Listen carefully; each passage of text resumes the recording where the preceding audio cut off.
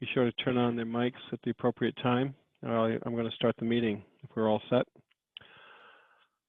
George, you will have to appoint Barbara in order to have the quorum. Right, I will. As an alternate. Okay. Sorry. Okay, I'll start it out. Let me start it out, but don't let me overlook that because I'm trying to read my script here. All right, ladies and gentlemen, welcome to the Inland Wetlands Commission meeting. Good evening. My name is George O'Neill. I'm chair for the Thompson Inland Wetlands Commission. I'm calling the October 13th, 2020 meeting of the Inland Wetlands Commission to order at 7:01 p.m. Due to the coronavirus pandemic, this meeting is being held electronically using a teleconferencing application called Zoom. So we are operating under the following procedures. So just bear with me if you will, because I'm going to read these, but it's important that we adhere to them. The session is being recorded both for audio and visual content and is under the control of a Zoom host. And I see Amy St. Ange is on as well. To ensure sound quality, the default rule for this meeting is that everyone will remain on mute. Commissioners and staff will generally remain on mute except when speaking or voting, and will generally be keeping video of themselves on throughout the meeting. Applicants and members of the public should feel free to leave their video on or off. However, they will be asked to turn on their video when speaking. If video is not available for you, you will not be precluded from speaking at the appropriate time and may listen to the meeting. During this meeting, everyone is asked to state their name each and every time they speak. Please use the quote, raise your hand feature to let me and the host know of the meeting know that you want to speak. So raise your hand if you would, please. Members of the public may only speak during the portion of the agenda established for citizens' comments on agenda items. For individuals representing applicants, permittees, and violators listed in the agenda and their representatives, if you are speaking at this meeting and have a document to submit to the Commission, which was not distributed in advance of the meeting with the rest of the materials, then please indicate that you wish to submit the new document. You'll need to hold it up to the camera so that the Commission and all members of the public may view it. In addition, you'll be required to email an electronic version of the document in PDF format or take a photograph of it and email it to the Wetlands agent at email address wetlands@thompsonct.org. Marla will include it in the permanent records of the Commission. So it's a little bit logistically challenged, but we can do that.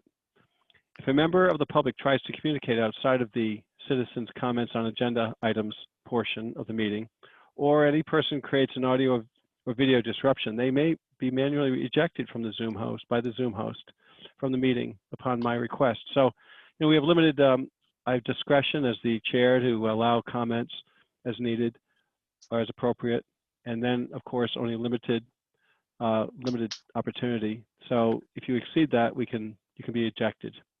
So it's now time to call the roll, and I will do that. It's great here because I can see everyone's name, but let me, for the benefit of everyone, ask that they say here when I call their name. Commissioner Morano, Commissioner Obert. I'm here. Commissioner Chapin. Here. And I guess you have an alternate, Commissioner Roach. Here. And of course, myself, George O'Neill. I'm the commissioner and chair. So I'm calling the meeting to order. I'm appointing Commissioner Roach as an alternate to fulfill our requirements to have a quorum. So please note that in the record. Now, next item on the agenda is action on minutes of previous meeting, minutes of September 8th, 2020. Does any commissioner have a comment regarding the previously filed minutes, which were distributed as part of our documents? Barbara Roach here. I saw no changes required. Thank you. Commissioner Obert?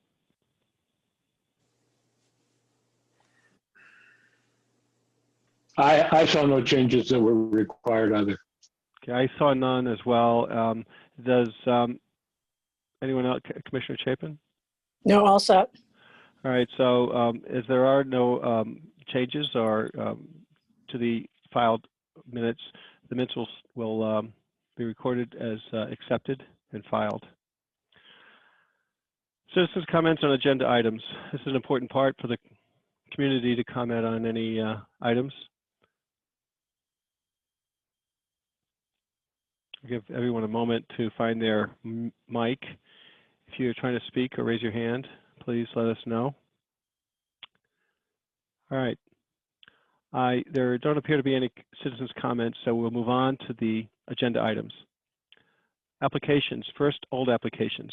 The first item, and in a moment I'll put this up, is WAA 20004 Richard T. Ardette, 50 Wrightson Drive, Assessors Map 143, Block 17, Lot 18. Construct 20-foot by 24-foot shed on piers in the 100-foot upland review area for aquatic reservoir. Stamped, received on 2/5/2020, approved 10/9/2020. Legal notice pending publication. So let me see if I can find a way to put this up here. I just have to share my screen. Why is it that the host has disabled my participant screen sharing? Amy, is that something that you would do, or is that something I have to do? Ah, there it is. Thank you. You're welcome. Sorry about that. I don't know why it automatically goes back to that every meeting. I know, but I appreciate you being prompt. That's I'll great. check it next time.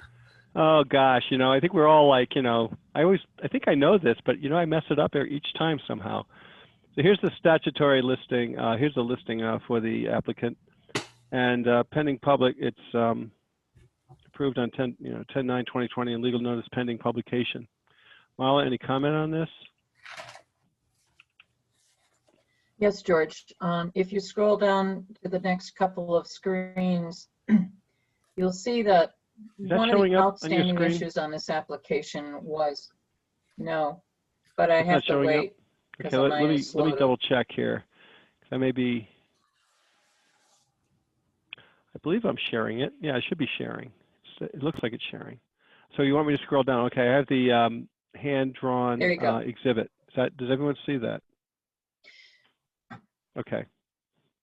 I'm sorry. Go ahead, Marla. The outstanding issue with this, Marla Butt speaking, the outstanding issue with this was the handling of the stormwater runoff from the roof and how he was going to deal with it. So he investigated some options, and what he's decided is he will have gutters on the roof that will drain towards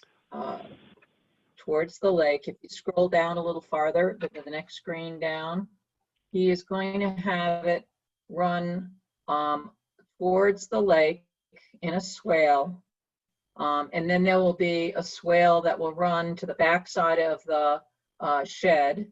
And he will have inside that, if you continue to scroll down, this material that's, it's a geogrid, and it is laid in the channel. So it actually allows grass to grow up through it. If you look at page 14 of the Zoom documents, you'll see how it can be used. Scroll down to the next screen. This is It 14. can be used for lining channels. Yes, that one.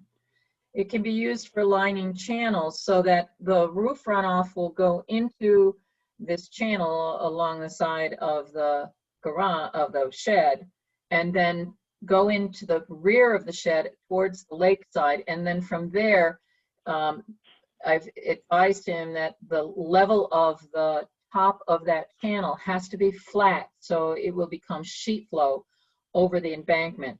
But it also can get absorbed into the ground, so without even flowing over. So when the ground is not frozen, it should sink right into the ground. When the ground is frozen, like in the winter time and you get a spring thaw, it should run through that channel and then flow over the edge of it almost in a sheet flow. And that was why I approved the wetlands agent approval application, because he came up with a solution that probably will work for him without causing bank erosion between the shed and the lake. Looks good. All right, so no further actions required at this point, correct? Correct. All right, moving on to the next item. Agenda item E, old applications. It's WAA 20009, Hallett T. Merrick, 0 Plum Road, Assessors Map 85, Block 52, Lot 12, construction of single-family home, septic tank system and portion of home proposed in 100-foot upland review area. Stamped received on 4/13/2020 under review pending receipt of additional information. Do we have our additional information? No, we do not, but apparently when, on this past Friday, I received notification from Bruce Woodis, the engineer, that NDDH was the Northeast District Department of Health was requiring some changes in the septic design, and those had been completed and they've been submitted to the Northeast District Department of Health, and he expects an approval on those changes within a week or two. And because of that, that would change the application, so he'd have to submit revised drawings, and so that's why it's still pending. He does not believe that there will be any regulated activity to upgrade Plum Road to meet the town standards that would be regulated by the Wetlands Commission. So at this juncture, I'm just waiting for the revised plan for the septic design changes that are approved by the Northeast District Department of Health. I see. So no further action at this point. That's it. We're waiting that next step, right? Correct. Okay, moving on to the next item, which is, didn't move. Hold on. It's item A 20011, James Jasmine, 518 Brady Hill Road, Assessors Map 143, Block 16, Lot 37. After the fact application for partial demolition of retaining wall and construction of new retaining wall and aquatic reservoir. Stamped received on 5/6/2020, statutorily received on 5/14/2020. Where does this stand? In the Zoom documents, the next page down is a copy of the email that I sent to Commissioner Dykes on this past Friday. And I'm again requesting DEP's position on the unauthorized retaining wall extending into Aquatic Reservoir from 518 Brandy Hill Road in Thompson. It said that this wall has been the subject of local inland wetlands permit application since February 2020. And I provided her with the email threads. I said, you can see from the email threads below, following my email to you on July 17th, asking for DEP's position on the construction of the unauthorized retaining wall in Aquatic Reservoir. I had a conference call with Nicole Lugley, Robert Hannon, and Brian Florek on July 27th. They are all DEP employees. I summarized my understanding of that call in an email to the participants on July 28th. And not having heard a reply by August 10th, I emailed Nicole with a copy to the other participant requesting an update of DEP's position in anticipation of the Inland Wetlands Commission's meeting for the next day. And to date, I have received no communication from the DEP staff regarding the position, DEP's position. Additionally, I've been unable to find the deed in the Thompson land records where DEP required Aquatic Reservoir and its flowage rights. And at a minimum, I asked, could DEP provide the volume and page of the Thompson land records wherein DEP acquired the rights to Aquatic Reservoir, wherever they may be, and to provide me with DEP's position on the unauthorized wall built into the reservoir. I asked for a response by October 13th. That would be most helpful, as the Wetlands Commission had a meeting and may need to render a decision on the pending application. After I sent this email, I found an email in my email basket from Charles Lee, Chuck Lee. He is a supervisor, could be an assistant director by now, within DEP, that was sent to Amy St. Ange, and I sent an email to him and said, I'm sorry, I didn't see his email first. He had wanted to talk to Amy. I have no idea whether he has talked to Amy or not, but to date, he has not gotten back to me to state whether or not DEP has a position or if they can provide me with a volume and page number for the acquisition of the dam. At this juncture, I would suggest that the commission not make any decision, even though it's outside of the timelines, because no matter what you do, there'll be this question as to who owns that land. And if Mr. Jasmine objects to that, there are options available to him to attempt to deal with it. But at this juncture, I'd give the DEP until November to see if they can respond, and then perhaps take it under legal advisement by the town to determine what should the Wetlands Commission do with this application. Thank you. It sounds like it's an ongoing process, and it dates back months now into February. So, commissioners, any comments, or do you share the view that we should defer this until additional information is obtained? This is Diane Chapin. I definitely concur with Marla's assessment that this should be put off and see what we get. Any other commissioners disagree or with that? It's Barbara Roach. I agree. We should just put it on hold. Okay. Commissioner Obert, should I assume your silence is consent, or do you have a comment on this? I see you're muted.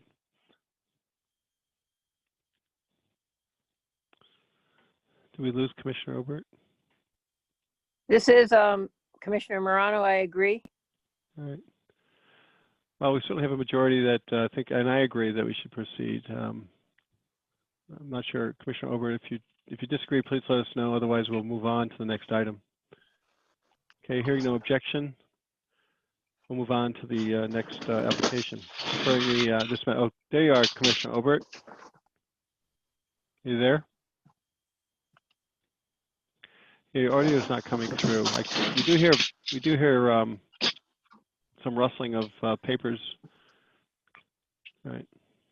George? Yes, sir. I had you for a moment.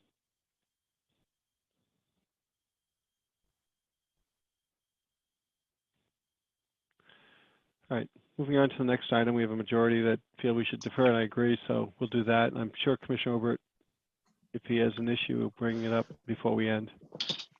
Can you hear us, Commissioner Obert? All right, apparently there's some technical difficulties on his end. So I'm going to move on to the next item. Agenda item 4 is WAA 20023. Thomas Murray, 0 Sandam Road, Assessors Map 114, Block 24, Lot 60B. Discharge of footing drain associated with the construction of a new single-family home, stamped receive on 6/18/2020, approved 10/9/2020. Legal notice pending publication. Marla, what do we have for us here? Marla Beth speaking. Yep. You'll recall that this application and the one that follows was given a response by DEP Natural Diversity Database requesting that no activity occur within 200 feet of the wetland boundary, and because of concerns about endangered species in a wet fen. Poor fen, excuse me. So I did a little research on this, and what I found was that, and I have a memo to the file. If you wish to see it, I can forward it to you. But basically, I wrote that the delineated wetlands are part of a hydrologic system that contains Little Pond and its discharge creating the 5 Mile River. Little Pond discharges through the culvert under Jezersky Lane, flowing northeast between culverts under Sandam Road, and then into a large wetland complex known as Jerry Swamp. Jerry Swamp is one of Thompson's 10 significant wetlands. As such, it has an upland review area of 200 feet. According to the letter dated July 26, 2020, to Mr. Murray's engineer, Bruce Woodis, from DEP's Don McKay of the Natural Diversity Database, Jerry's Swamp contains a number of rare endangered species and species of special concern, and contains a type of wetland called a poor fen. A poor fen is a type of wetland characterized by dense carpet of mosses and sedges where the water is fairly acidic and has very few plant nutrients. Poor fen is an intermediate between the taller vegetation of fen, which occur when the water is much less acidic, and the short mossy vegetation of a bog, which is even more acidic. Ms. McKay recommended the 200-foot vegetative buffer from any wetlands, no use of herbicides or pesticides on the lots, and no discharge of stormwater to the wetlands or wetland soils. And based upon personal observation at Jerry Swamp, it is a complex mixture of wetland types, and the entire 5 Mile River, including the application site, has been affected by activities of beavers in the last 10 years. The application is associated with wetlands ranging from open water, marsh, red maple tussock sedge, located between Jasirsky Lane and Sand Dam Road. Although these wetlands drain to Jerry Swamp, they are not part of Jerry Swamp and have a smaller upland review area of 100 feet. In a report dated August 10th, 2020, soil scientist Richard Zulik evaluated soil site conditions and opined that, quote, because of the small watershed within the proposed development, the soils will provide adequate permeability to contain any potential stormwater generated within the development area, end of quote. So my conclusion was I did not anticipate any adverse effects to the wetlands because, one, any discharge from the proposed foundation drains should be uncontaminated groundwater, and based on the reported gravelly nature of the upland soils, is likely to be absorbed into the ground before reaching the wetland soils. And two, adequate erosion and sediment controls are proposed, including the installation of maintenance of a silt fence during construction and the maintenance of vegetative buffer for a majority of the 100-foot upland review area. And I concluded that no alternative design exists that would allow for the construction of a single-family home on this existing lot, and this also goes for the next application too, and still provide for the maintenance of a 200-foot vegetative buffer as suggested by Ms. McKay's letter. Additionally, the potential for adverse impacts to the wetlands is not evident. And because of that evaluation, on Friday, I issued a wetlands agent approval for this lot. And you'll notice that the revised drawings actually show the extent of area to be disturbed on these lots during construction. So if the developer goes beyond those limits, it will be a violation of the permit and a violation of the regulations. I see. So this, I still have to issue the legal notice. all right. So it's been a wetland agent approval. So there's no action required by the commission at this point. Is that correct? Correct, but I wanted you to understand why I rendered a decision the way I did because of the issues raised by DEP. Right. So if you're in a spot, there's no alternatives, and this is not going to have a major impact. So it makes a lot of sense. Any commissioner comments before we move on to the next item? Excuse me, George, Charlie Yes. Obert here. Yes, Commissioner Obert. I did have a little bit of bandwidth problem and I missed about the first minute or maybe 2 minutes of the introduction into this item, but I was at that site with Marla Butts and I agree with what she said. It looks like there would be minimal impact on the wetlands, and I don't see any other alternative as well. Excellent. So it's good to know that, you've more than one person look, one or more of the members have taken a look at this and considered it, and based on all the facts and all the information we have available, a decision was made, and this project can move forward. Thank you, Commissioner Obert. Okay, moving on then to the next application. It's item 4, WAA 20024, Thomas Murray, 0 Sandam Road. Is this the same one, or am I looking at, do I have to read this over, No. Marla? No, you don't need to read it over, but it is a different site, but they're side by side, so my comments are exactly the same for both. If you scroll down to the site plan, you'll get to see what the extent of the land disturbance is on this site. You'll need to shrink that a little bit. I'm good. How's that? A little more. You want it smaller? or larger. Yep. So smaller so that you can see the house lot. There you go. Okay. So again, the disturbed area is shaded, so you can see what the extent of the disturbance is in relation to the upland review area. So in this case, a wetlands agent approval was issued as well. Yes, on Friday. Okay, so, and would it be fair to say that all the comments and mitigants and factors that impacted the earlier decision apply to this as well? That's correct. All right, thank you. So I don't believe we have any other comments by commissioners. There are none, so we're going to move on to the next item. Let me just advance my pages here. All right, this is WAA 20031 Madison Avenue Investments LLC, 0 Madison Avenue. Assessors map 103, block 31, lot 6K, subdivision lot 11, driveway and grading for a new single-family home. Stamp received on 8/30/2020, under review. Now I've got a graphic So here. if you go to page 24, which has the site plan for You have it. this Yep, lot. there it is. There it is. Should be loading.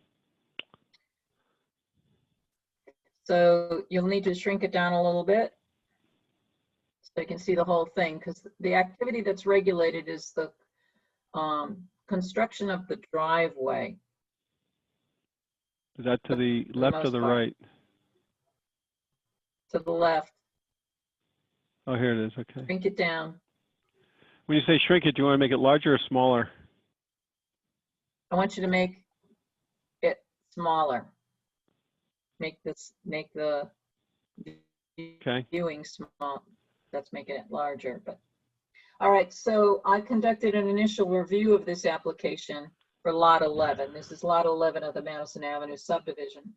And I performed a site walk. Due to the concerns that I had regarding drainage across the proposed driveway, you'll notice there's two wetlands. There's wetlands on each side of the driveway, and they don't provide any topography for the land. I'm not clear if there's a need for cross drainage under this driveway or not. So on September 1st, I sent an email to the engineer Greg Glaude of Killingly Engineering and asked that the plans be revised to contain proposed versus existing contours for the work in the upland review area at a 1-foot contour interval. And based on that information, include any additional drainage structures that are needed to prevent ponding of water that could be caused by the construction of the proposed driveway. And then I could continue processing the application that would be dependent upon the receipt of the requested information. I have yet to receive any additional information on this at this time. I was told that they would do the survey work and look at that issue. One thing that I did find, which was interesting, is it looked like a driveway had been roughed in. And I was a little concerned about that they had done it in advance of any approval. So we'll see what the proposed versus existing contours come in.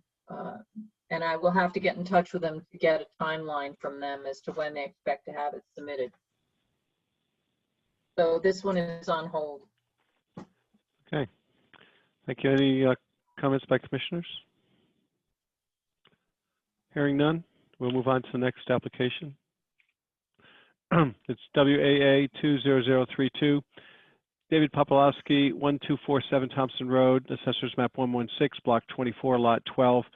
Reconstruct single-family home, septic system and driveway in 100-foot upland review area. Stamped received 8/3/2020, approved 10/9/2020. Legal notice pending publication. I do have a graphic here. Yes, if you, on page 26 of the Zoom documents, You have it. if you shrink it down so you can see the whole page. This site was originally designed for construction back in 2003 by a different property owner. And Mr. Popolowski acquired the property. The cottages the structures that were originally on the property have already been demolished. And what I was waiting for initially on this was the Northeast District Department of Health's approval of the septic system. And on September 11th of this year, the Northeast District Department of Health issued an approval to construct or repair the sewage disposal system as it was originally designed in 2003. So on Friday, I issued a wetlands agent approval for it. Okay. Commissioners, any comments or questions for Agent Butts? All right, hearing none, I'll move on to the next application.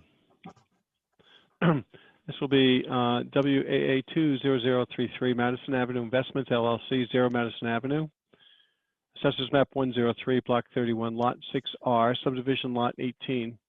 Septic system for new single-family home, stamped received on 8/12/2020, under review, pending additional information. Okay, on this one, if you scroll to page 28 of the Zoom documents There it is. and view the whole page. There's a whole This page. lot was the lot, yep.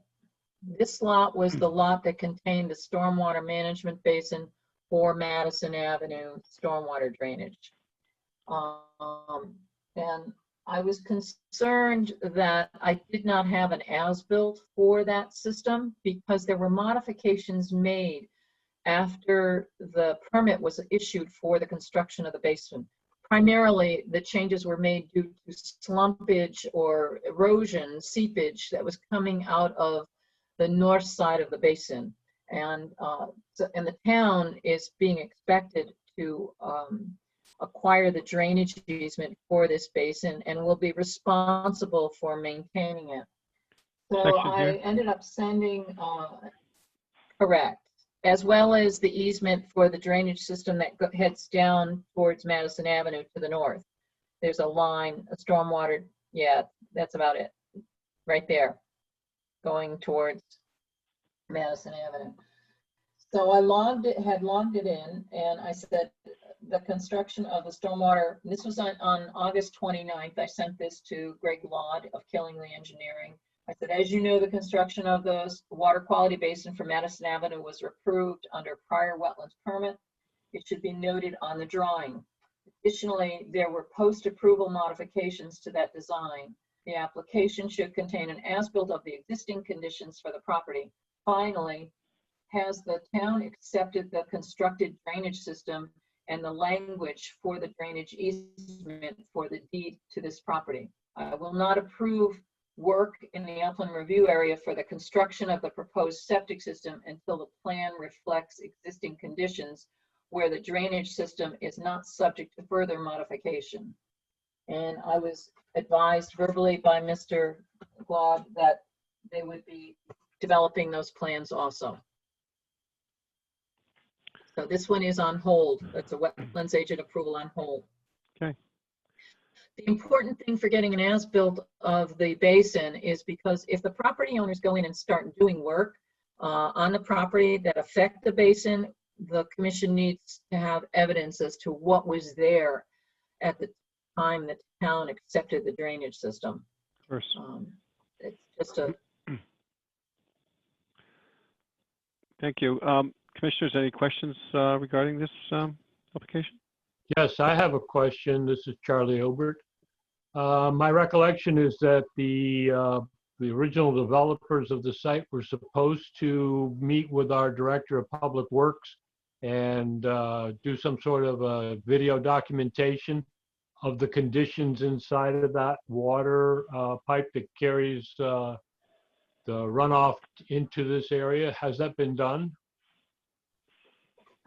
It's my understanding that Rich Benoit has found the drainage system acceptable. Whether or not that included a complete videoing of the drainage system with a remote camera, I don't know. But I'm waiting for once I get the as-built drawing of the system, then I will be showing that to Mr.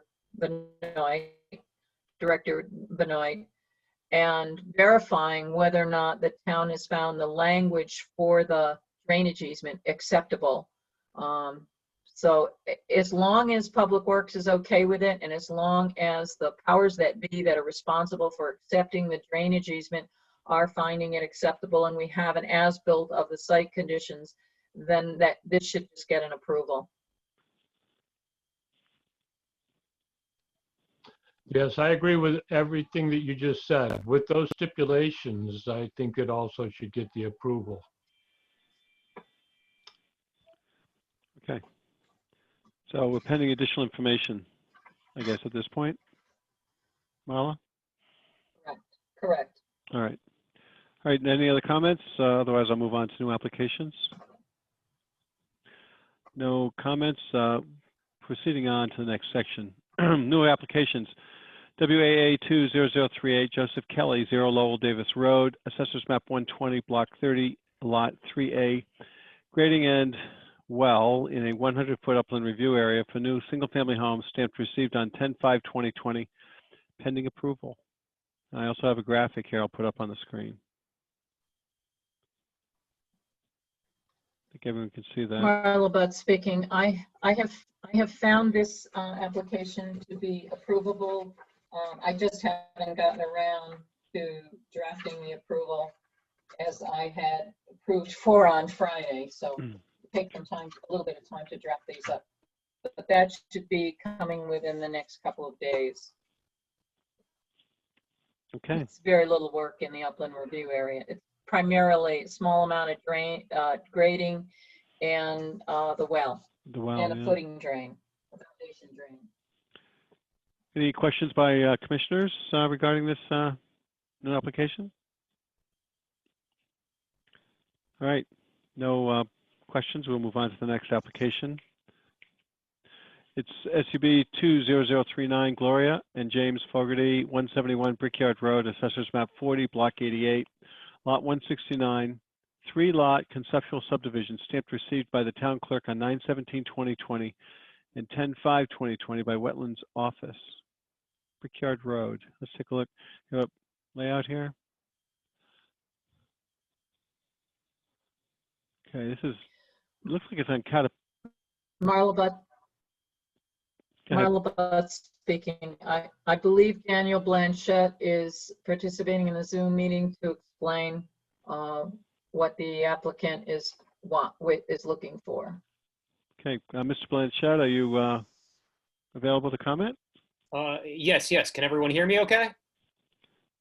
Certainly the chair can hear you. Yep. For the record, if you could Yes, just yep. introduce for the record, could you introduce yourself and comment who you're representing and, proceed. Yes, so my name is Daniel Blanchette. I work with J&D Civil Engineers, and I'm here to discuss a 3-lot subdivision for my clients, Mr. and Mr. Fogarty. This property is located at the intersection of Brickyard and Capitulic Road.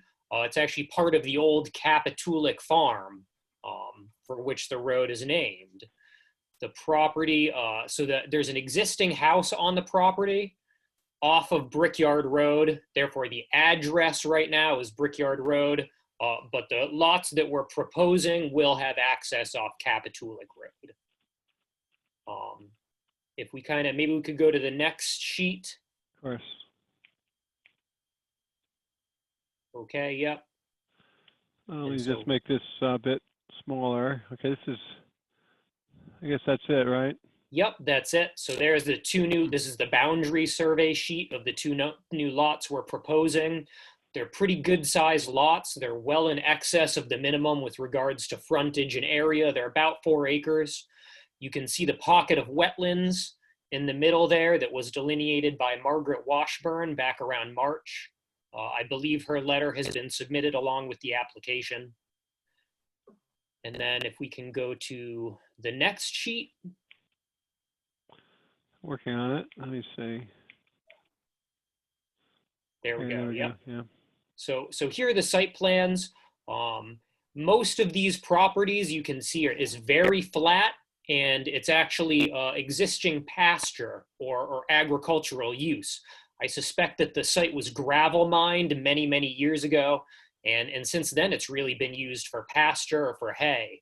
So you can see the pocket of wetlands that exists on the right side of lot 169B exactly. Those wetlands were noted by Miss Washburn as being heavily disturbed.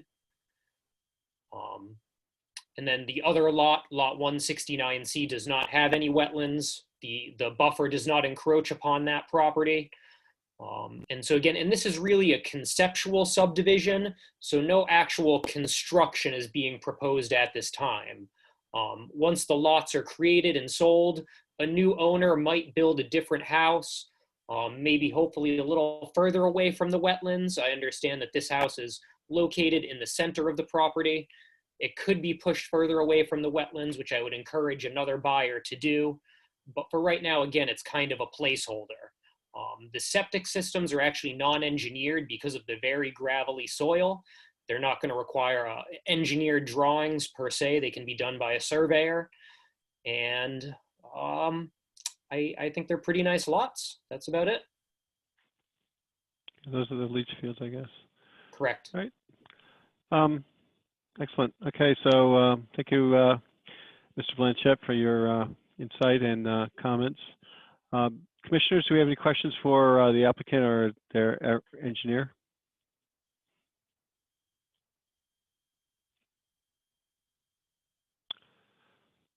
All right. Hearing no questions. George, I have a comment. Please go ahead. Okay, so go back to page 33, which is sheet 2 of 4, which is the property Okay. boundary survey. Got it. Yeah. Okay. So basically what they're doing is they're carving 2 lots out of a much larger property that already has a house on it.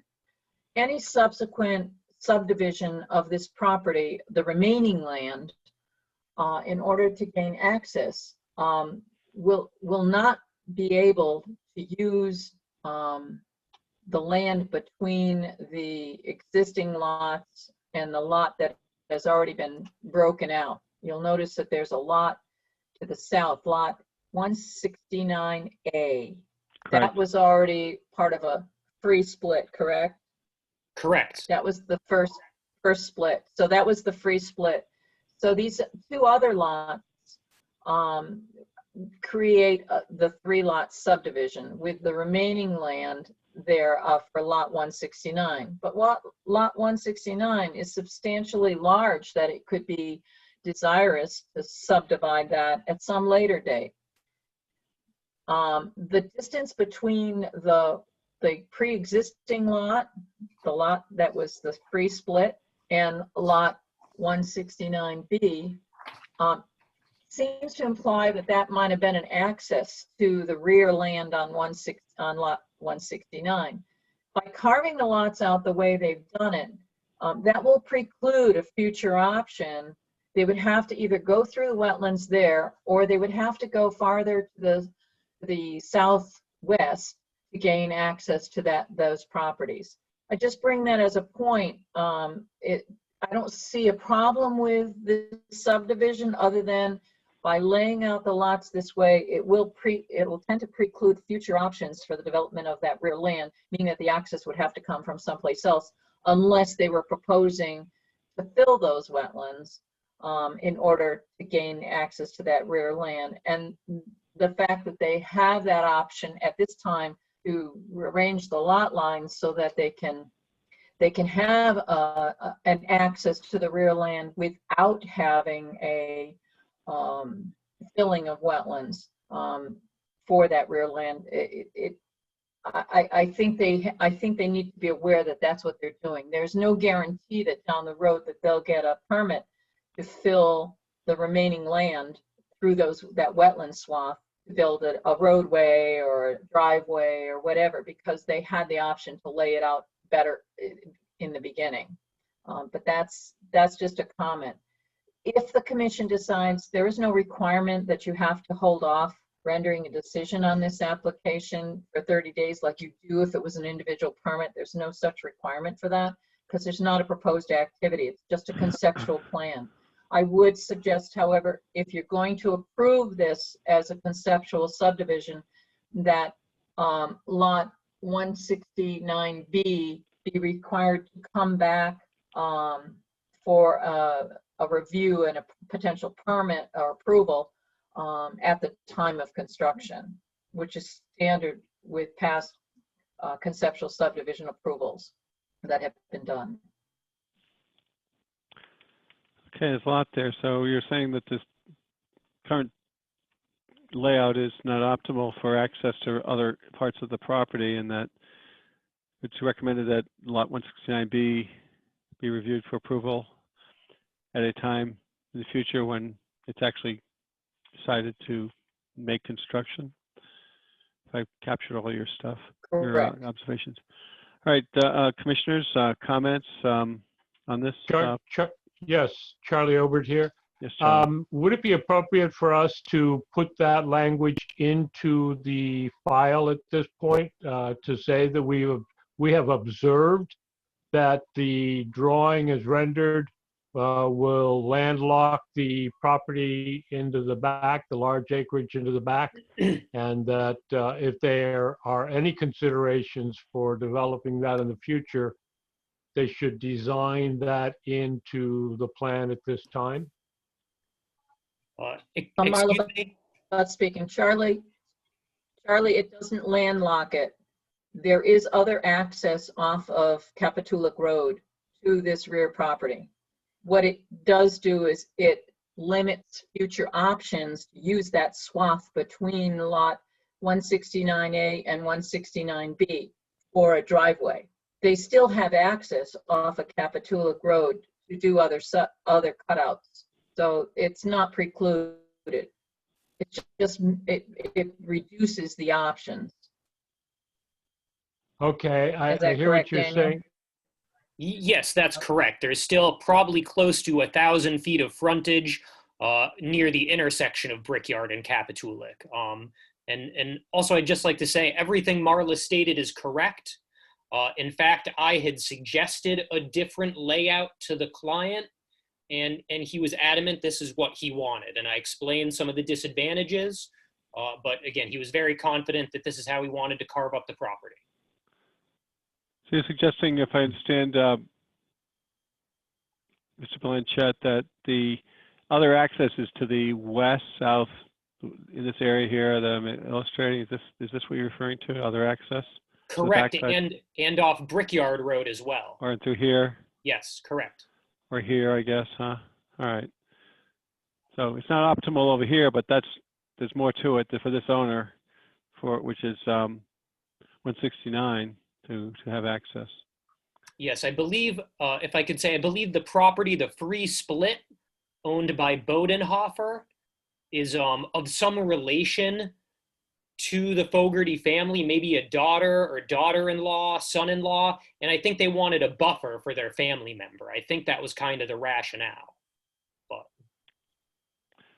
okay, good to know.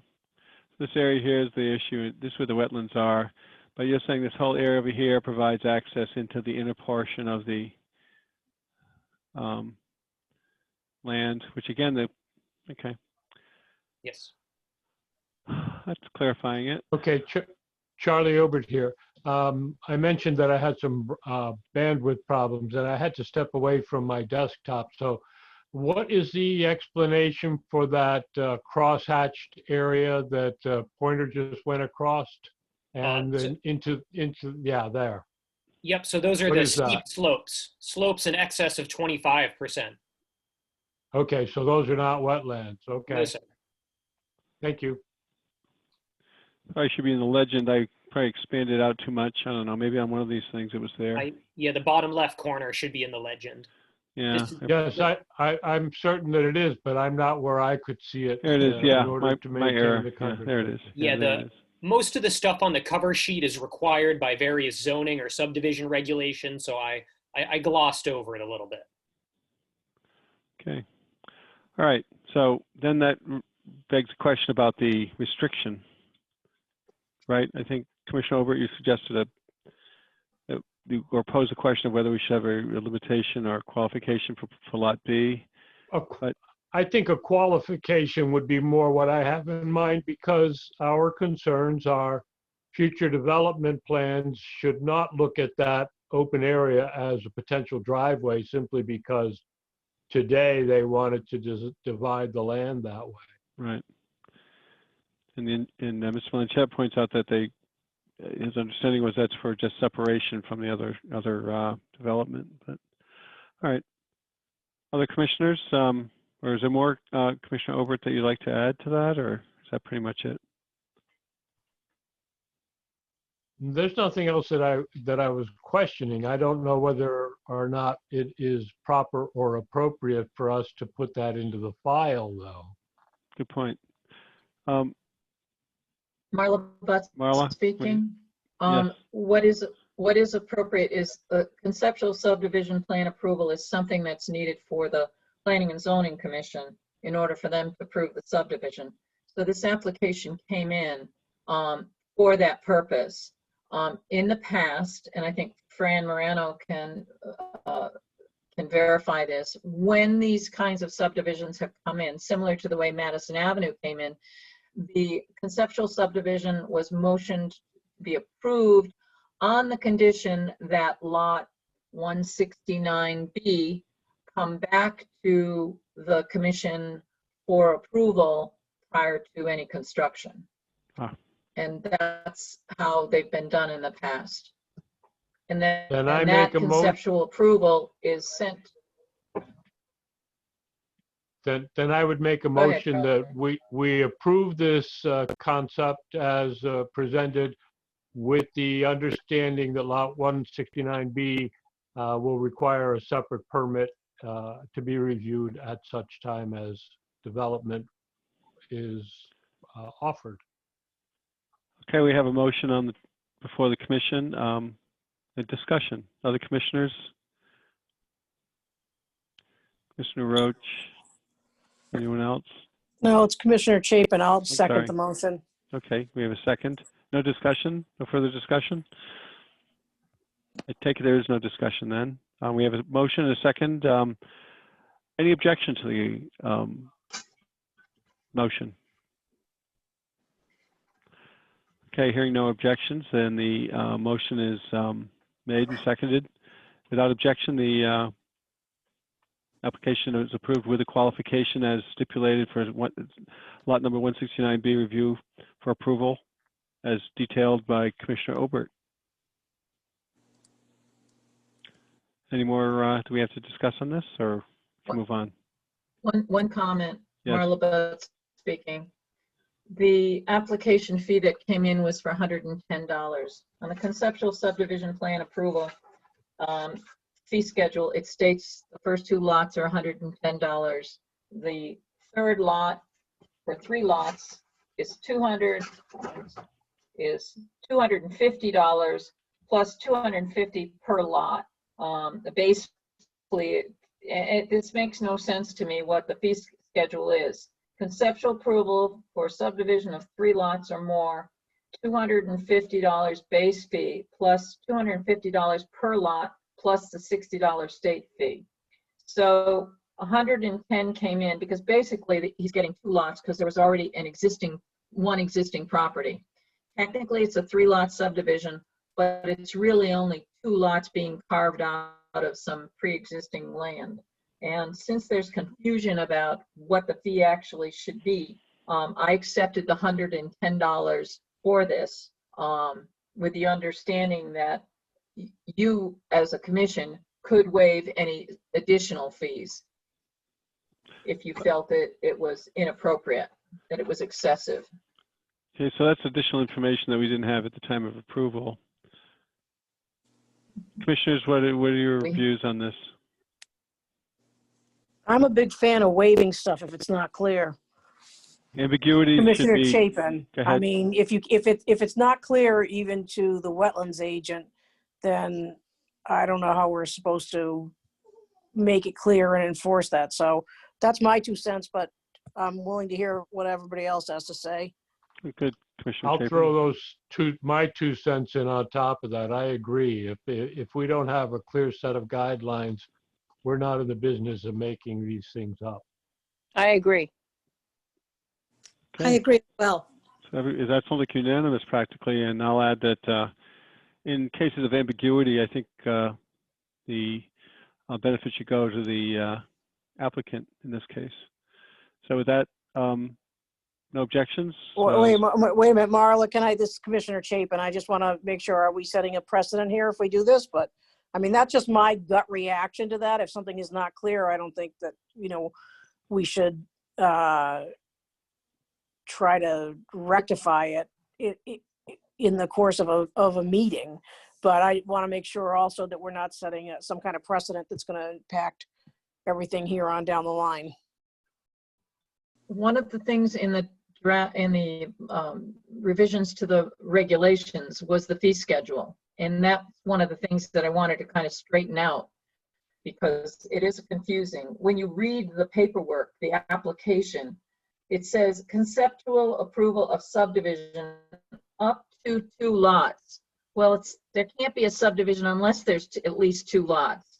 So that kind of makes it confusing to me. So I would say at this juncture, what the commission can do is waive any potential remaining fee above the $110 for this one as being excessive. Perfect. Okay. Do we need a motion for that? So You further should. motion? Yep. Okay, so do you have a motion? Or you can amend the existing one. Perhaps we should amend the existing motion. Okay, I Well, suggest that we, yeah. that we amend the motion which I made to say that for this application, the rate as described be implemented. Okay, we have a second? It's Commissioner Chapin, I'll second it. So I have a motion and a second. Any discussion, further discussion? Okay, motion made and seconded, no further discussion. All those in favor, please say aye. Aye. Aye. Anyone in opposition? Okay, the motion was made, seconded, and we have unanimous approval. So the application is approved with the qualifications as detailed by Commissioner Obert. Okay, moving on to the next item. Thank you, everyone. We have, let me find it here.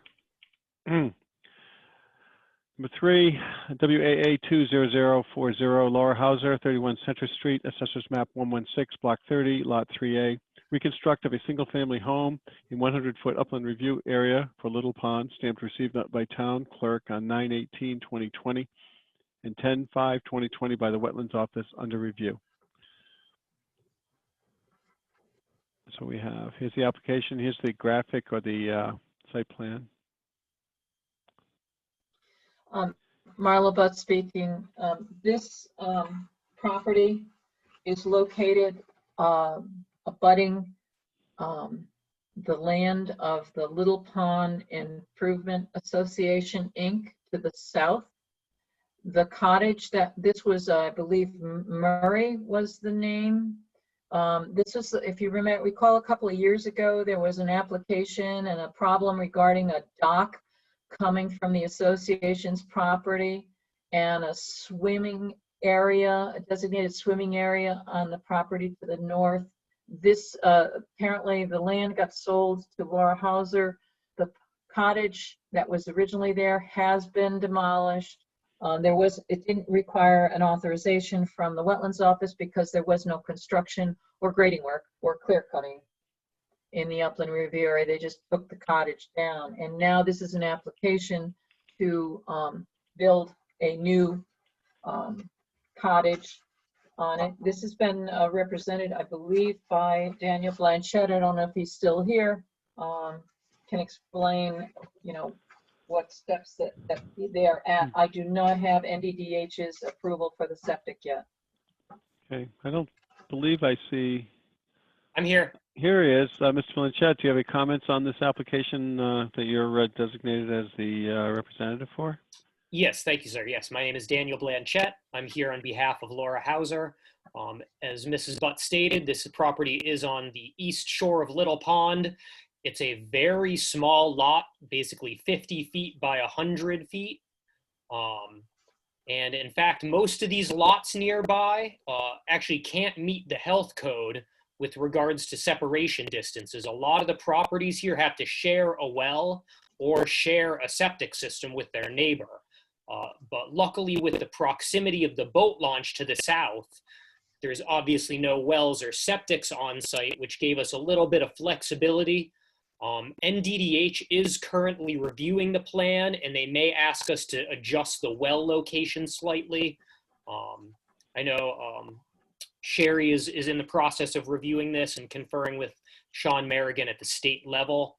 The house that we're proposing to build is roughly in the same location, has a slightly smaller footprint, and no work is proposed within about 5 feet of the shoreline. There are a couple retaining walls that will be demolished, but they're set back from the shore a little ways, maybe 10 feet.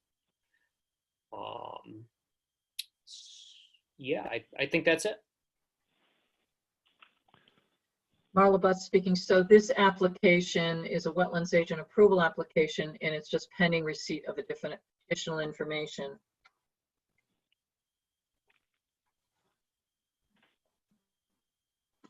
Okay, so there's no further action at this point by Correct. the commission.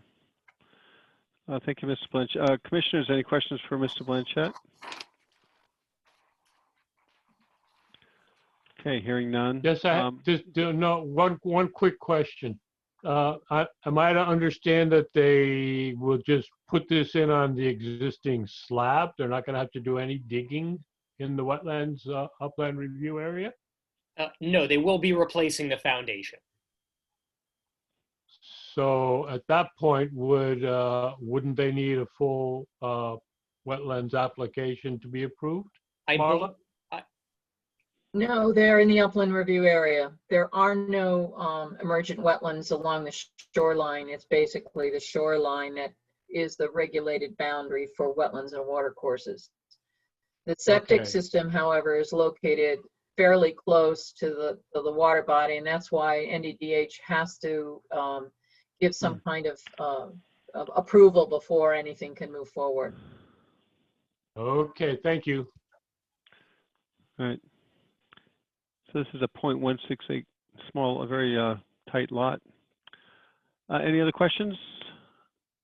Hearing none, I will move on to the next application. Let me just advance this. It's IWA 2001, correction, IWA 20041, Jerry T. Molino, 523 and 521, Brady Hill Road, Assessors Map 143, Block 17, Lots 4 and 3. Demolish and reconstruct retaining walls, reconstruct of a single-family home in 100-foot upland review area for Little Pond, stamped received on 10/7/2020. Revised plans received on 10/9/2020. And I do have some graphics here, which. Yep, before you get to the graphics, there's an error in the agenda.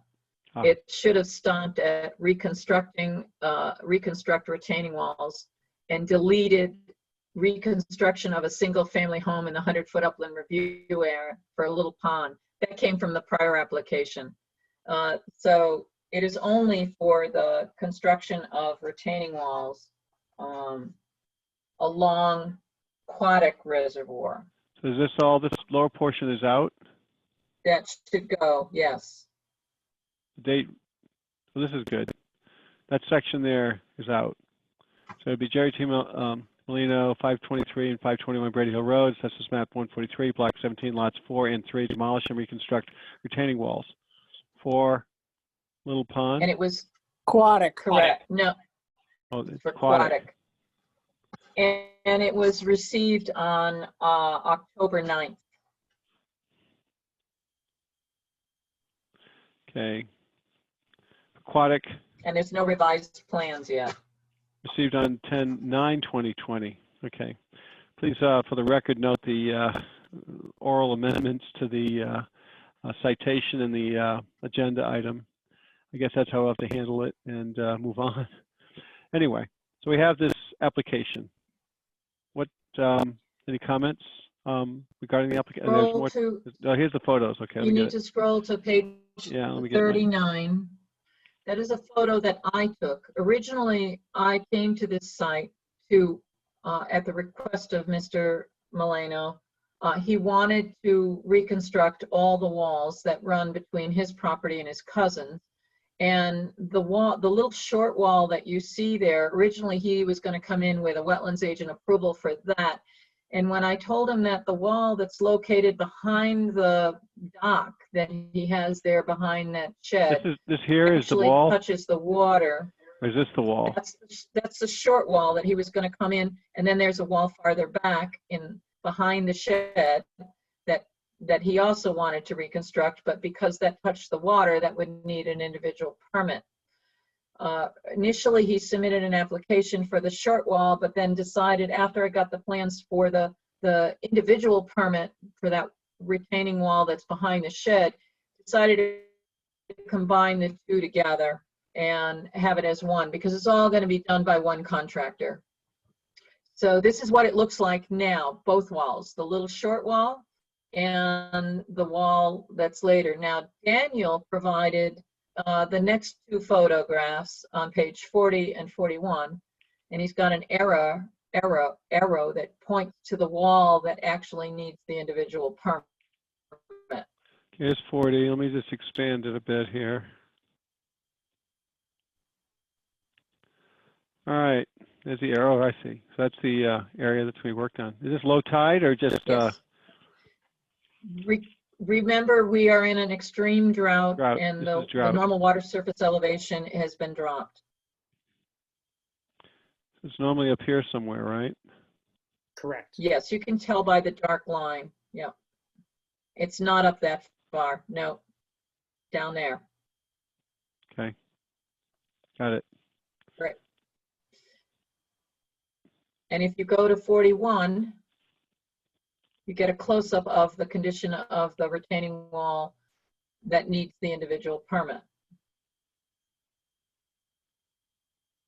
Okay.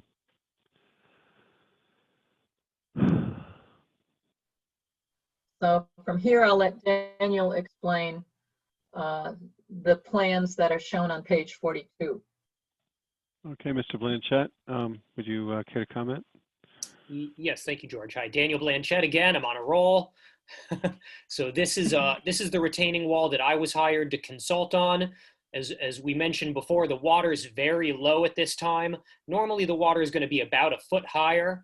And so, you know, the first maybe 3 inches, the bottom 3 inches of the wall are normally submerged. You can see this wall is made out of stone and masonry. It's very old. It was basically constructed in the 50s, at the same time as the houses, and it's starting to fail. It has a pretty significant lean on it. It's cracked. It's been repaired many times, and it's time for it to be replaced. If we can scroll down to the next sheet, I think that's the, oh. Whoops, I went too fast. There it This is. one? Yep. There you go. Yep. So on the left, you can see kind of the plan view of these two properties. If you zoom in a little bit on the left side. Okay, let me get my. Yep. So there you can see the long, skinny wall that does not touch the water that's going to be replaced, and then also the L-shaped wall right next to the dock and the shed, and that's the one that does. Over in here, this area here. Yep. Yep. And so then moving over to the right, I have provided cross sections of both the shorter and taller wall. These walls, even the tallest wall is about 2.5 feet of earth that it's retaining. And any walls under 4 feet don't technically require structural engineering per se.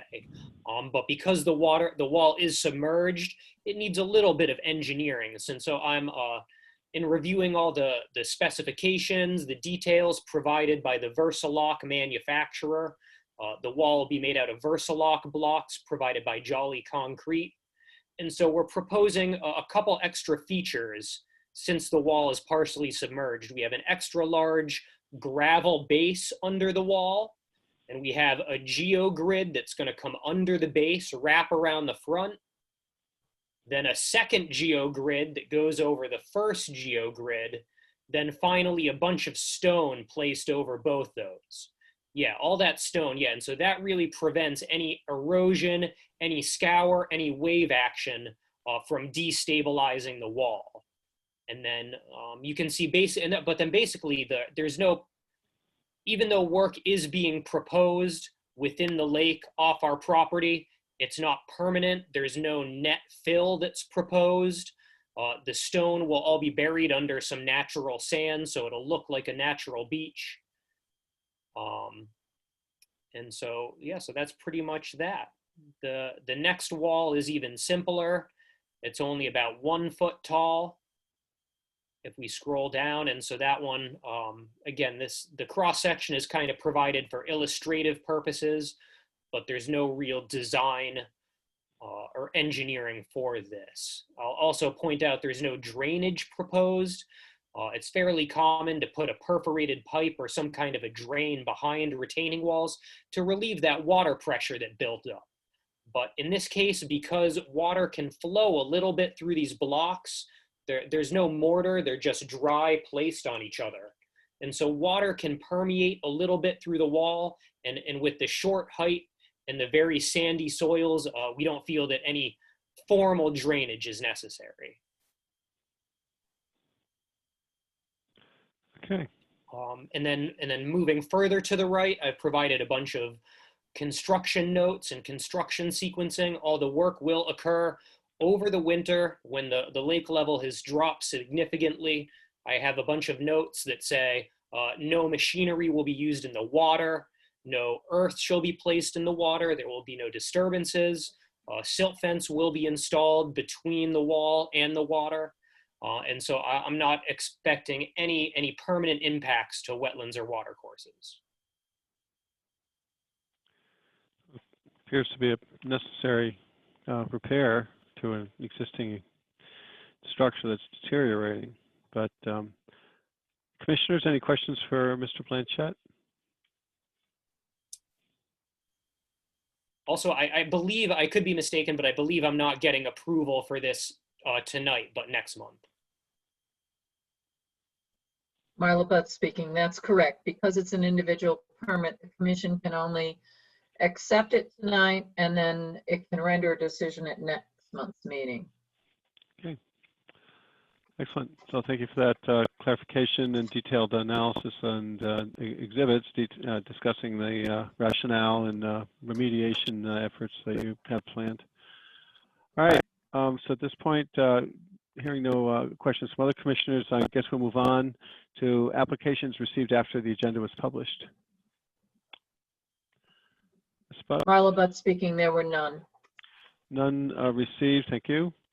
So the next item on the agenda is permit extensions. I show none. Violations pending enforcement action. So the first is, let me just move on with my outline here. Violations. Cease and restore order. Violation 2003. Scott Josie, 637 East Thompson Road, Assessors Map 154, Block 5, Lot 14. Filling of wetlands and work within 100-foot upland review area issued on 3/5/2020. Hearing and decision on 3/10/2020. Soil scientist report submitted on 5/10/2020. Approved. And to be work completed by 9/15/2020. Where do we? Marla Butt speaking. Yes, Marla. If you scroll down to page 45, photograph. Okay, here we are. There, I was in the field with Commissioner Aubert.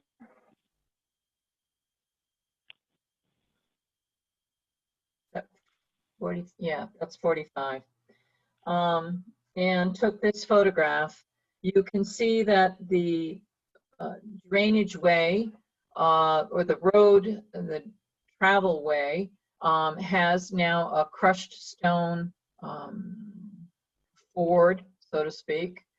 If you scroll down to the next photograph on page 46 of the Zoom documents. Right, we have it. That shows what that looks like. There is almost like a ditch heading up to the road, the access way. And and then the crushed stone, which would allow for water to percolate through the roadbed. Right here, yeah. And then lastly, the last photograph was taken, number 4 on page 47, was taken on the north side of the gravel bleed off area, looking towards New Road, so that you can see that the wetland watercourse system that's off into the left side of the photograph is completely dry because of the drought. Right. So it's really hard to see how this is going to ultimately function. I think it will function as you had intended, as you had wanted it to work. However, there's one issue that's still remaining that may not be the Wetlands Commission's jurisdiction, and that is that this does not have a driveway permit from the town. And it appears as though Mr. Josie is using it as his principal access for vehicles to the back of his property. Whether or not he's using his access off of East Thompson Road, it's not clear to me. And I do need to verify with the Public Works Director the status of this access way for use onto New Road. There is a town ordinance regarding driveways, and when driveways are put in, they have to have aprons. They have to get a permit for that. And I do believe that this has never had a driveway permit for the access onto New Road. So at this juncture, I would like the commission not to take any action on the order, whether to determine whether it's been adequately complied with until we have sufficient rain events to see if that works as according to the original design. And I need to get verification from Mr. Gibson, the soil scientist, that this is what his plan had intended. Since you didn't have an engineered design, you had basically a sketch to work off of. So I wanted you to know that that's the status of it at this point in time. It appears as though the work has been done. I just need to verify what the status of this roadway is and whether or not Mr. Gibson concurs that it's been done in accordance with the plan that he provided to you. Thank you, Ms. Butts. Commissioners, comments, questions regarding this matter? No, it's Commissioner Chapin. I just wanted to say that my first reaction is this is looking very driveway-like, and I don't recall in any of the previous photos, and maybe some of that is because of the drought, but this really looks like a primary use driveway to me. Has nothing to do with the wetlands, but except for what Marla stated initially. Yeah. I believe I went Charlie Ilbert here. Go ahead, Charlie. As Marla says, I was with her, and I agree also with what was just said. It does look an awful lot like it's intended to be a primary access way. It's raining pretty hard up in this area now, and I could try to take a look at it tomorrow and see whether or not it looks like the wetlands is filling back up. And if it is, I'll take a photograph and email it over to the office. Thank you, Charlie. Okay, so Marla recommended we had no further action at this time while additional information is obtained. Does anyone just have a concern over that, or I don't hear any objections to that, and it makes perfect sense to me to get more additional information. Is also consult with the highway department as far as regarding the permissibility of a driveway and all the restrictions that relate to it. So at this point, then we can move on, unless there is other questions. Hearing none, we're moving on to the next violation, which for some reason is really small, but we'll make it larger.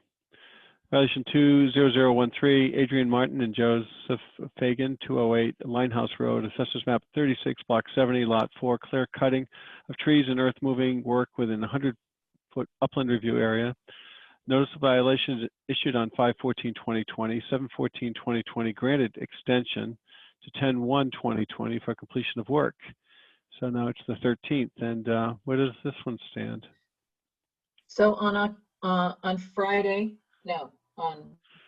Wednesday, October 7th, Charlie Aubert and I stopped at the property. We did not walk to the rear of the property. I stopped at the house and I knocked on the door and talked to the daughter of Mr. Fagan. And he, subsequent to my leaving my card, sent me an email that said that he had a guy coming out with a machine this past weekend to do some of the cleanup work that he didn't feel that he had gotten completed. And initially I was going to accept what the site conditions were. It was all stable with grass, and most of the wood that had been cut off the trees had been gone. But I didn't walk to the stone wall to see if he had pulled back the slope. And I'm expecting that he, based upon his email to me last week, that he will have done that work. And so in the ensuing couple of weeks, I'll go out and actually walk the site and see if he's got everything all cleaned up. So it's pending further investigation. Okay. Any questions for Marla?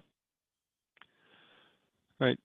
No hearing, no questions. And moving on to the next violation. Violation 20033, Jennifer Burlingame and Robert Lemieux Jr. for 80 Aquatic Town Farm Road, Assessors Map 158, Block 20, Lot 8K.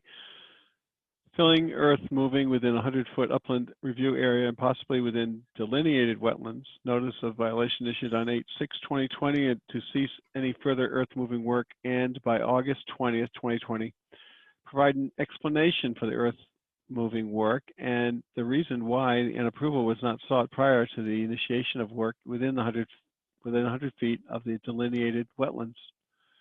So do we have further progress on this? Marla Butt speaking. Yeah, we did get a response from Burlingame. I believe I mentioned it in the last meeting. And I had contacted Ms. Burlingame to see if I could come out to the site and do the measurements. I was unable to do that before I went away on vacation, and she agreed that we could get together after I came back. And so I need to set up a time to meet with Ms. Burlingame and Mr. Lemieux to review what the extent of where the slopes are in relation to the other structures, because she claims that they didn't fill any wetlands. So I just need to take a couple of quick measurements to verify that. And she's agreeable to it. So that should be coming by next meeting. I should have an answer for you on this one. Good. Any questions on this one? All right, so additional information to follow. Thank you, Ms. Butts. Okay, other business. We have, let me just move on my agenda here. Budget and expenditures. Okay, Commissioner Chapin, we have year-to-date expended $5,826.51 with an encumbrance this month of $50, an available budget of $19,910.49, having used 22.8% of our budget. Sounds like we have plenty to go here. Thank you. Any You're questions welcome. of our treasurer? Hearing none, moving on to Wetlands Agent Report. Ms. Butts? Marla Butt speaking.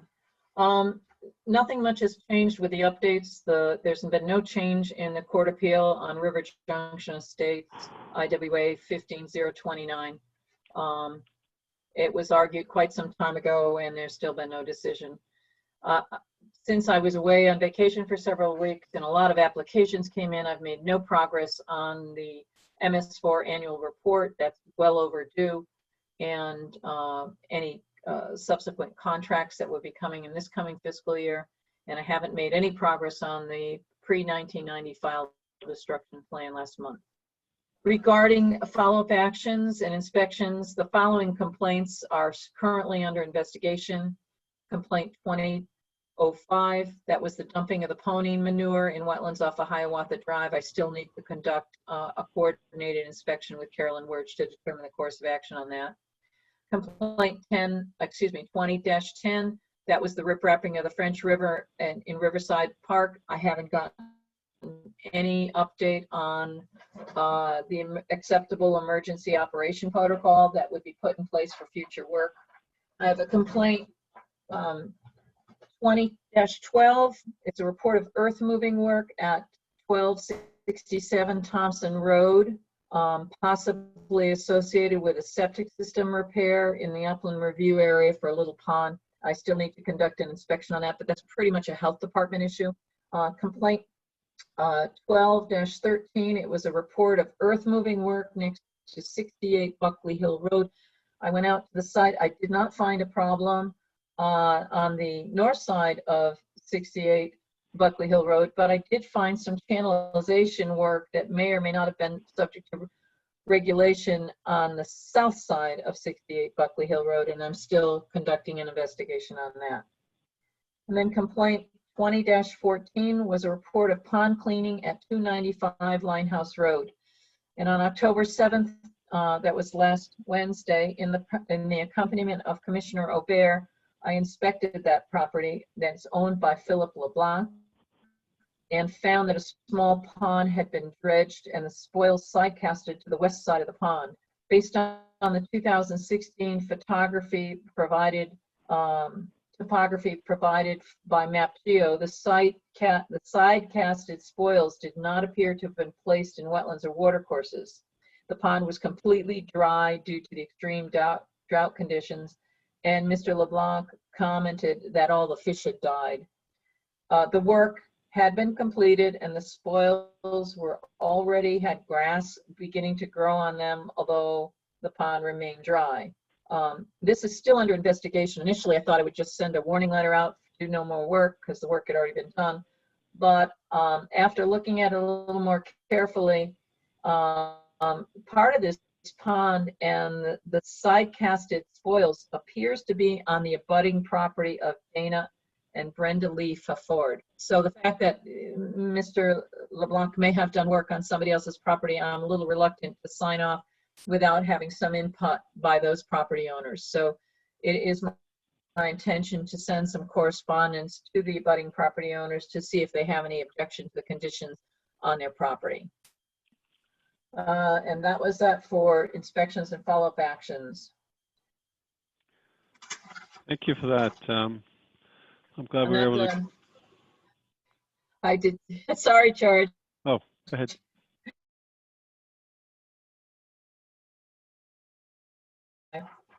Six, seven, building permit reviews, and under miscellaneous, I'm working with the Selectman's Office and the Public Works Department regarding sodium and chloride issues involving the Public Works Garage, Stout Brook, and Connecticut Water Company's wells that are adjacent to Stout Brook, downstream from the Public Works Garage.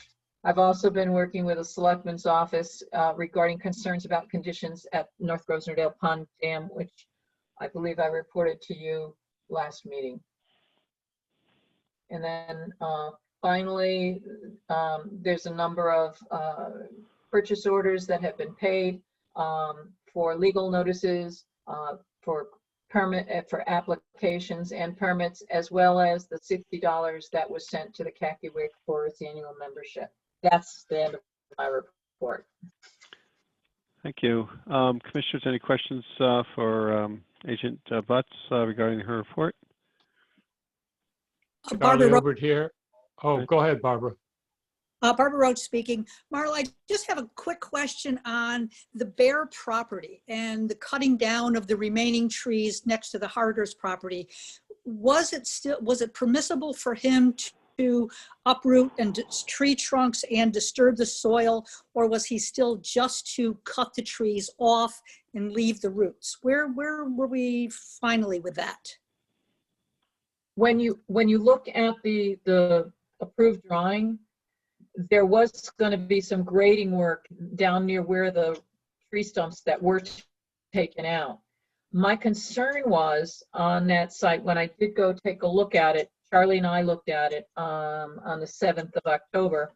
The way he had set up his crane to take the trees down, he had modified the landform such that where that gravel parking area was shown that was on the drawings, that looked like water could come down the driveway and drain and go right towards the fence line and the retaining wall that separates Mr. Bear's property from the Hargers property. And my concern was is that in a runoff event, it could overtop that little retaining wall and go onto their patio. So I had called and also sent an email regarding installing the filter fabric, the silt fence along the property boundary. The approved drawings show that there's supposed to be silt fencing along that property boundary between the Hargers and Mr. Bear's property. And when I went out there, that had not been done. So that should be done by now. If there's no silt fencing up along that fence line and retaining wall between the Hargers and the Bears, then I need to know that. Okay. I don't know, Barbara Roach again. I don't know if about the silt fencing, but I just do know that he took the excavating equipment and ripped out tree trunks. So that should have, and it did cause disturbance to the soil. And now with the rains, if there's not silt fence, there may be an issue.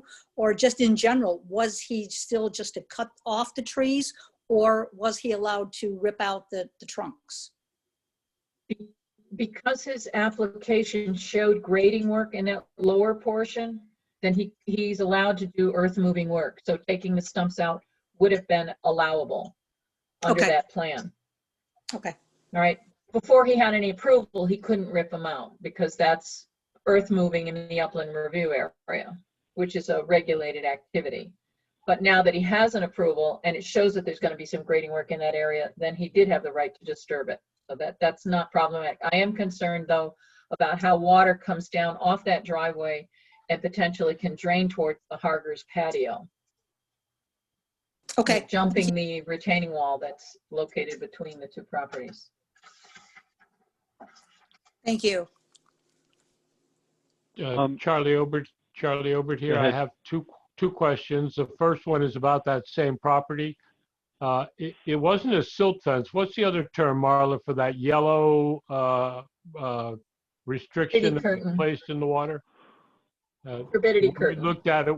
Yeah, we were thinking that it may not have been properly installed, and I didn't hear you mention that. And I the also other question was, talked to him by phone. Go ahead. no, well, you go ahead. Tell me here. I talked to him by phone and I told him that the contact for the turbidity curtain you had to have it sealed off so that the construction water that could be coming up would be isolated from the pond water. To the extent that he needed to have some kind of control placed between the terminus of the turbidity curtain and the land. Now he could use either silt fence or hay bales. I suggested hay bales could create a blockage for water from going into the lake, going around the ends of the turbidity curtain, or he'd have to pull the turbidity curtain up to the edge of the shore, which is difficult. The length of the turbidity curtain is going to make it difficult for him because it's not really that long. So he was surprised at how expensive they were, he said, but he's going to have to use the turbidity curtain that he currently has because you can't have junctions between turbidity curtains. So he ordered up with the size he got. That's the one he's going to be using. And he's going to have to find a way to isolate the construction water from the pond water so it can't drain right into the lake. I suggested using hay bales only because that seemed to be the easiest, because I don't see how he's going to get a silt fence in along that rocky bottom. It's just not going to work. But a hay bale would probably work. So Okay. he is aware of that. I have not distilled that to writing. Okay, good. And the other thing is the other property that we looked at on Line Rock Road, where the property owner was with the impression that he had carte blanche to do whatever he wanted forever and in perpetuity. And you said that that's still an open complaint. And I think that it might be appropriate for us to point out that he really doesn't, and to do that in writing so that if there's ever a complaint again, we have evidence to show that we did raise that issue with him. I know we said it to him, and he still seemed to be pretty well convinced that what somebody said to him in 1989 is carved in the stones and Moses brought it down from the mountain. Yes, Mr. LeBlanc stated that he was given carte blanche to do anything he wanted on his property. And I said I would look into the old permit files to see, he said he did an environmental impact statement when he built his house. And I have yet to look at that file, but I'm more concerned about the conditions on the abutting property that he does not own. If they have a problem with it, then I don't want to give him any letter that says it's okay by the commission or by me to leave that material there. So there's two issues that have to be resolved at that site. One is what did he believe, what was he given back in the 80s, 1980s? And two, what do the abutters feel about the material that's on their property and the work that's been done on their property? And once I have the answers to those, then I can do correspondence to him. Okay? Okay, thank you. Great, thank you, Marla. So they have, that's your agent report. I take it that concludes it. How about the any correspondence? Notice of Yes. registry? You have, yes, you have Okay, copies of it hold on page All right. 52 So here it and is, I'm sorry. Yeah. 53. What I would like to do with this request from them, since we are not getting hard copies, that this notice of the Society of Soil Scientists of Southern New England's official registry be placed in the town's Wetlands Commission's webpage under resource documents. It's the blue sheet, Oh, I'm the sorry. next page down. Yeah. 53. Okay, I see it. There now. They have a link URL and a QR code. So I thought if I scanned this and placed it on the website, it would be of value to anybody who was looking for a soil scientist. Not that you can't hire a soil scientist that's not in the registry. It's just that anybody who's in that registry is technically qualified because of the way that organization is set up as a soil scientist under the federal code. Okay. So if you agree, I'll post that. If you have no objection to it, I will post that on your web page under resource documents. Yeah, it seems to make I perfect have no sense. objections. Any other comments, commissioners? That's what the web is for, right? To communicate, and we can push information out. And they also list the URL, so that makes it even easier. So it seems to be, I guess my question in my mind is why I assume that's what we've done in the past, or up until now we haven't. No, in the past, what they did is they gave us 2 hard copies of their registry. And when anybody came into the office looking for information about soil scientists, I could point to this registry, I could show it to them, and I could give them the website that they could look up. But it's much easier if it's actually on a web page, Right. and given the way everything's going, this would be a better way to handle it.